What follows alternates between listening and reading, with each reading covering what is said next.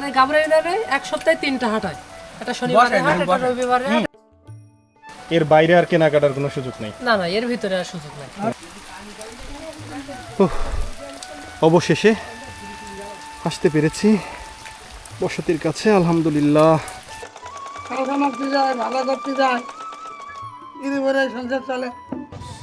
এটা কত হাতের নৌকা হবে?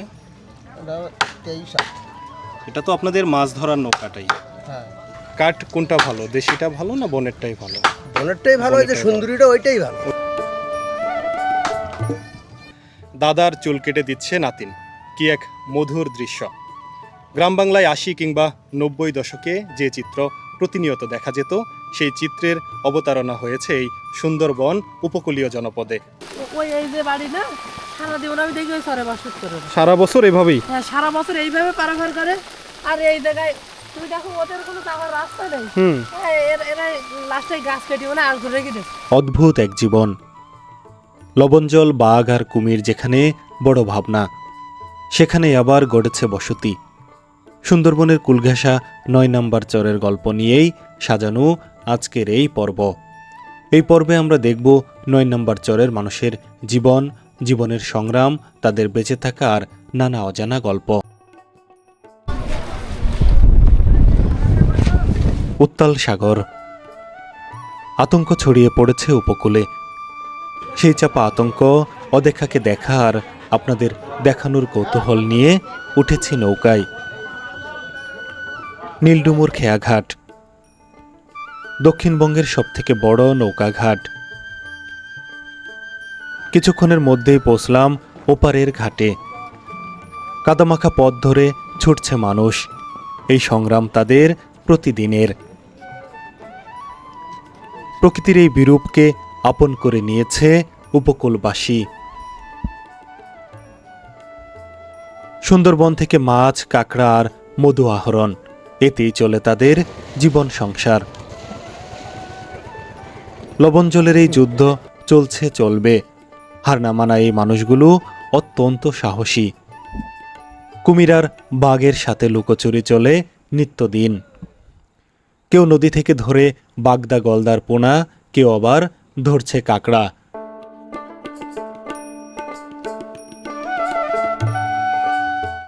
ছোট থেকে বড় সবাই যেন অদৃশ্য এক মায়ার বাঁধনে বাঁধা। এখানে কষ্ট আছে, এখানে দুঃখ আছে, এখানে আছে না পাওয়ার কষ্ট। সেই জীবনকে আজ খুব কাছ থেকে দেখব, দেখাবো আপনাদের, সেই সাথে উপভোগ করব সুন্দরবন উপকূলের মানুষের জীবনচিত্র। কি জুতা রাইখা যাব? এখানে রাখো, কেউ এতে হাত দেবে না। আচ্ছা, জুতো যদি এই যে আমরা সুন্দরবনের এক চরে যাচ্ছি, এখন ভাটার সময়, পানি নেমে গেছে, দৃশ্যমান হয়েছে বাড়িগুলো। আমরা সেখানে যাব। আমার কাছে ভিডিও মানে এমনি তুমি তো আইছে একদিনের জন্য ভাই। হ্যাঁ, আমার কাছে এইতে রিস্ক মনে আছে। তারা যে সারা জীবন মানে যার দিন ওই এই যে বাড়ি না, সারা জীবন আমি দেখি ওই সরে বাস করে। সারা বছর এভাবেই? হ্যাঁ, সারা বছর এইভাবে পারাপার করে। আর এই জায়গায় তুমি দেখো ওদের কোনো যাওয়ার রাস্তা নেই। এরা লাস্টে গাছ কেটে মানে আর ঘুরে রেখে দেয়। আসো। বনের পাশে জ্বলছে জীবনের আলো, নেই পথ, তাই তো কাঠের গুঁড়ি আর ইটের টুকরোই একমাত্র ভরসা। জোয়ারে নৌকায় আর ভাটায় এভাবেই কাদা মাখিয়ে পার হতে হয়। সুন্দরবনের খলপেটুয়া নদীর উপকূল ঘেঁষে গড়ে ওঠা 9 নম্বর চর। নামটি যতটা সাধারণ, এখানকার মানুষের জীবন ততটাই কঠিন ও সংগ্রামময়। নদী, কাদার, প্রকৃতির সঙ্গে প্রতিনিয়ত লড়াই। এখানে গড়ে উঠেছে মানুষের ছোট ছোট বসতি। চরে পৌঁছানোর পর শুরু হয় আসল পথ চলা। কাদার পথ পেরিয়ে যতই ভেতরের দিকে যাওয়া যায়, ততই দেখা যায় বিচ্ছিন্ন কিছু ঘরবাড়ি।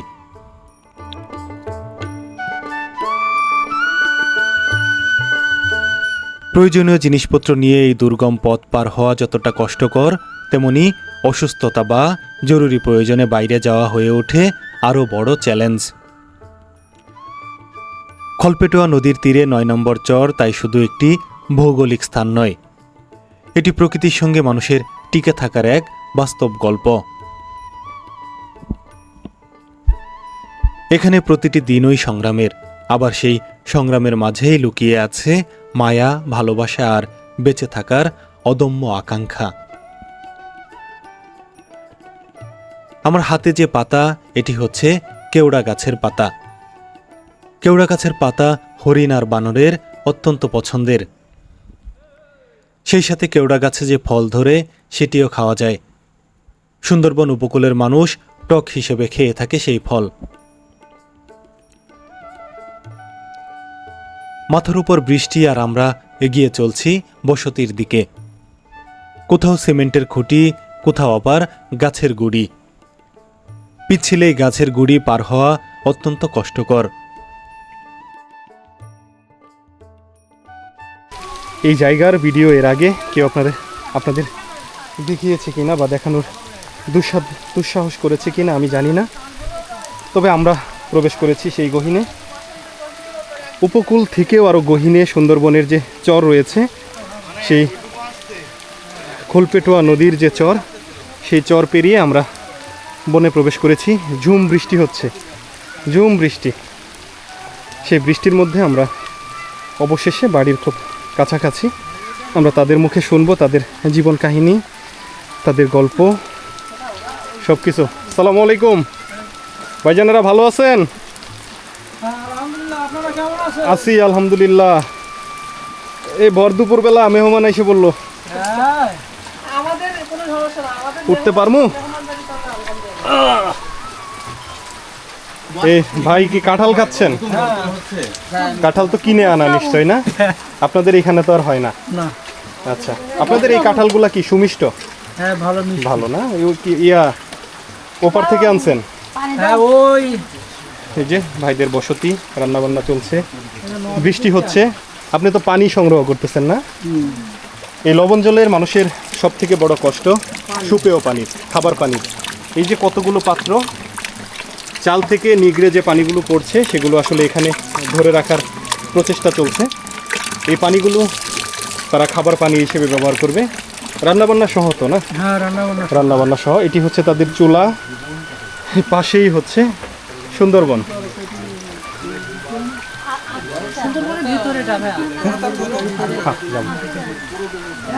আসসালামু আলাইকুম, কি খবর? ভাইজিৎ, দক্ষিণবঙ্গের সর্বশেষ দ্বীপ, এটিকে চর বলে সুন্দরবনের মানুষ। তো এই চর থেকে এই যে আমরা একদম বনের ভেতরে আছি, এই যে অভিজ্ঞতাটা সুন্দরবনের ভিতরে এসে কাজ করার, সেই চরাঞ্চলের কাজ শেষ করে, এটা আসলে তোমার কাছে কেমন লাগছে? এটা জীবনের অন্যতম একটা পাওয়া মনে হচ্ছে আজকের এই দিনটা, যে শুধুমাত্র হয়তোবা এর আগে টিভি পর্দায় কিংবা মোবাইল ফোনে দেখেছি, কিন্তু এইভাবে কখনো দেখা হয়নি। টোটালি এখানে হচ্ছে সুন্দরবনের সাইডটা, আর এখানে তারা থাকতেছে কতটা প্রতিকূলতার মধ্য দিয়ে তারা তাদের জীবনকে কাটিয়ে দেয়, সেটা হয়তো বা তাদের কাছে না আসলে কখনোই বুঝতে পারতাম না, যেটা আজকে নিজে থেকে ফেস করতেছি। একটা করে হাট, মানে তিনটা, মানে গাবরাই নেবে এক সপ্তাহে তিনটা হাঁটায়। একটা শনিবারে হাট, একটা রবিবারে হাট, একটা মঙ্গলবারে হাট। এর বাইরে আর কেনাকাটার কোনো সুযোগ নেই? না না, এর ভিতরে আর সুযোগ নাই।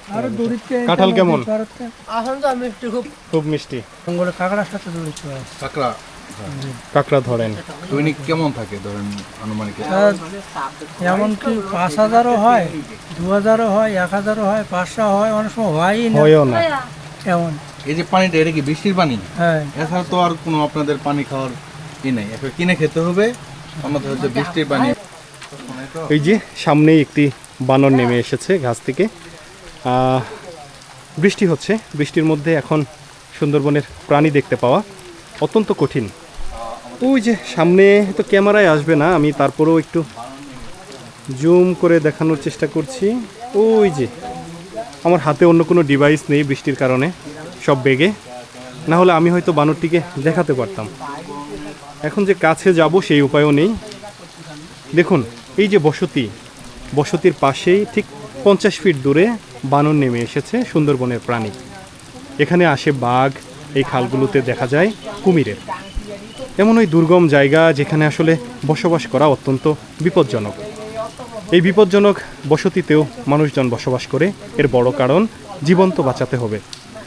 এই খালগুলো এবং পাশে যে খলপেটুয়া নদী, সেই নদীতে তারা কাঁকড়া ধরে, মাছ ধরে, সেটি বিক্রি করেই জীবিকা আহরণ করে এই মানুষেরা। তার কারণে সুন্দরবনের কাছাকাছি থাকতে বড্ড পছন্দ করে এই উপকূলীয় মানুষেরা।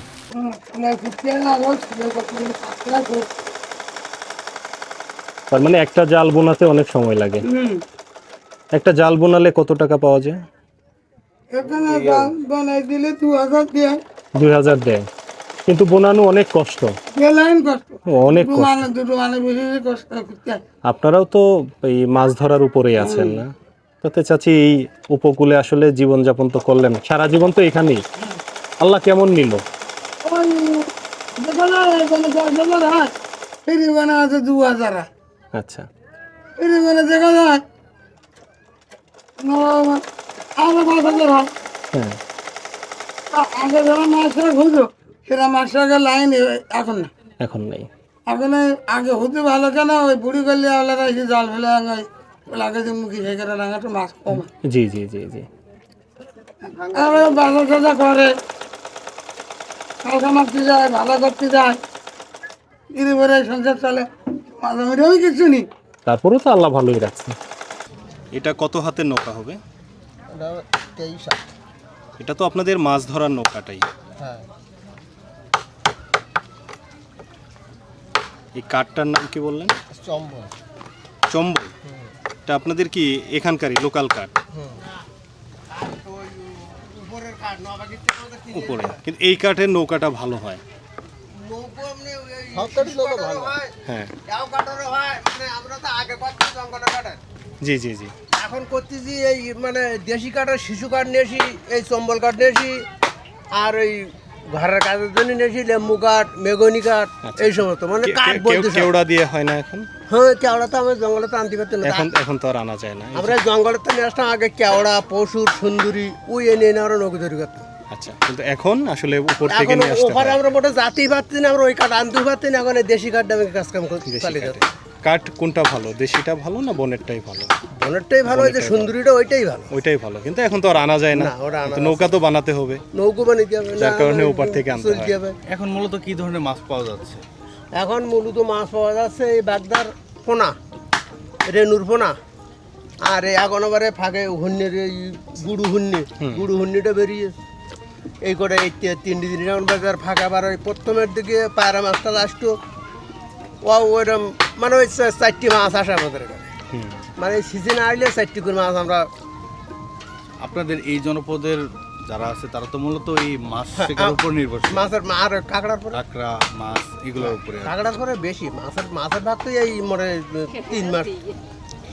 উপকূলের জীবন সংগ্রাম যাদের নিত্য সঙ্গী। সাতক্ষীরার গাবুরার এই উপকূলীয় জনজীবন এতটাই দুর্গম, এই বিশাল গাবুরা ইউনিয়নে সেলুনের অস্তিত্ব খুব একটা নেই। বেশিরভাগ মানুষ নিজে এভাবে নিজের বাড়িতেই চুলদাড়ি কেটে থাকে। ঠিক তেমনি আমরা যখন সুন্দরবন উপকূলীয় এই জনজীবনে এসে পৌঁছলাম, তখন দেখলাম দাদার চুল কেটে দিচ্ছে নাতিন। কি এক মধুর দৃশ্য! গ্রাম বাংলায় 80 কিংবা 90 দশকে যে চিত্র প্রতিনিয়ত দেখা যেত, সেই চিত্রের অবতারণা হয়েছে এই সুন্দরবন উপকূলীয় জনপদে। আমি যদি একটু ঘুরিয়ে দেখাই, তাহলে ঠিক আমার সামনের যে বনাঞ্চল, সেটি হচ্ছে বাংলাদেশের সবথেকে বড় ম্যানগ্রোভ বনভূমি সুন্দরবন। ঠিক বনের পাশে একটি ছোট্ট ঘর। এই খলপেটুয়া নদী যেখানে শেষ, সেখান থেকেই শুরু হয়েছে বসতি। ঠিক তেমনি সুন্দরবন আর খলপেটুয়া নদীর পাড়ে এই ছোট্ট বসতি মনে করিয়ে দেয় 80 কিংবা 90 দশকের জনপদ। গ্রাম বাংলার হারানো দৃশ্যকে এখনো খুঁজে পাওয়া যায় এই সাতক্ষীরার গাবুরা অঞ্চলে। দাদা, কখন জানি ভাষায় চলে যাবে ইয়েস ইয়েস এমন জায়গায়। ইয়েস।